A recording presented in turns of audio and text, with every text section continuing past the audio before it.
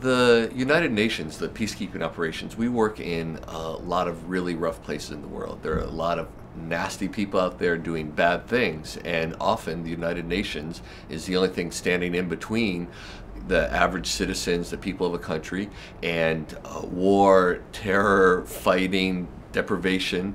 And as an American, I think people are offended or upset at the notion that large numbers of innocent people would be forced from their homes by fighting, or husbands killed, women raped, children separated from their families. Peacekeepers are preventing that around the world. Peacekeepers are also ensuring smooth democratic transitions in countries like Haiti, where there was recently a presidential election, and following it, there was a lot of civil unrest, and UN peacekeepers made the difference between really widespread violence and democratic transition. The United Nations did the same thing. UN peacekeepers recently in Ivory Coast, where there was a return to civil war briefly after the presidential elections a few months back, and the United States was working very hard to promote a smooth transition, but it was UN peacekeepers on the ground that in the end were able to overcome the party that lost and fight back against them, literally fighting, and make sure that the democratically elected president was installed. The U.S. was very involved in the peace agreement in Sudan that stopped a multi-year civil war where millions were killed, and there was an agreement to have a referendum in South Sudan whether it would form a new country or not. It's UN peacekeepers that were there on the ground at the time of the referendum when many people were saying there's no way it could take place peacefully, it's going to be a return to civil war. And it's UN peacekeepers on the ground there that made the difference between peace and war. In all those places, the US, the United States, and the United Nations had the same objectives: peaceful, smooth transitions. We played different roles, but we worked very closely together, and in the end, quite successfully in those countries. And I think that Americans want that. They want democratically elected governments. They want governments that are going to look after their people. They don't want to see civil war where large numbers of innocent people are victimized in one way or another. And the UN is doing that. In every place where the United Nations has a peacekeeping mission, first of all, it's important to remember that the United States voted for it in the Security Council. The UN never sends peacekeepers anywhere without the United States supporting it in the Security Council. So the US always supports it at the beginning.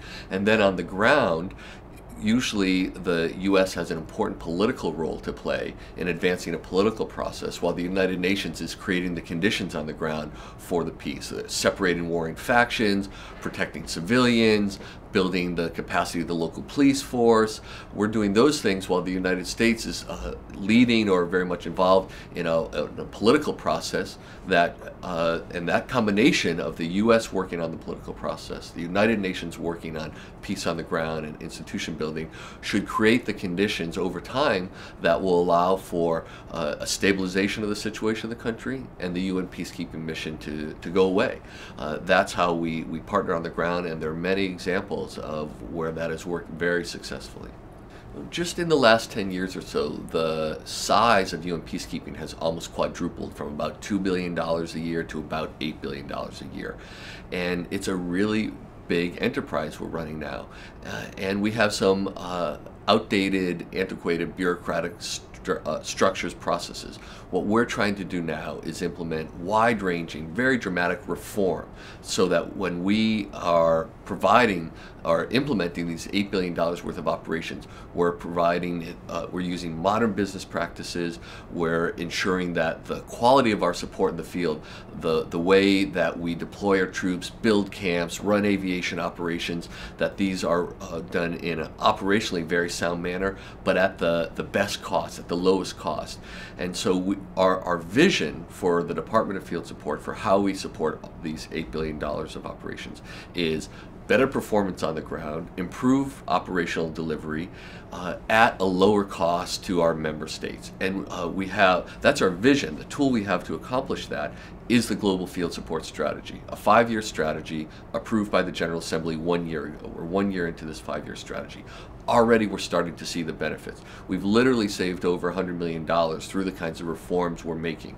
Regionalizing aircraft in Africa, serving our missions in Congo and in Sudan, so we can pool aircraft, we can have more efficient flight schedules, crews running the planes at night, not just during the day. So we've saved about $65 million in the last year just on that. Reducing inventory stocks, extending life cycles of vehicles, basic simple things like that where we can support our missions better and save money. We're already seeing the benefits of that, and that's just a year into it. We have 4 more years to go. Each year the benefits are going to get bigger. The cost savings to member states are going to get bigger as well. And I think this is one of the best examples that you'll find in the United Nations of reform at this time.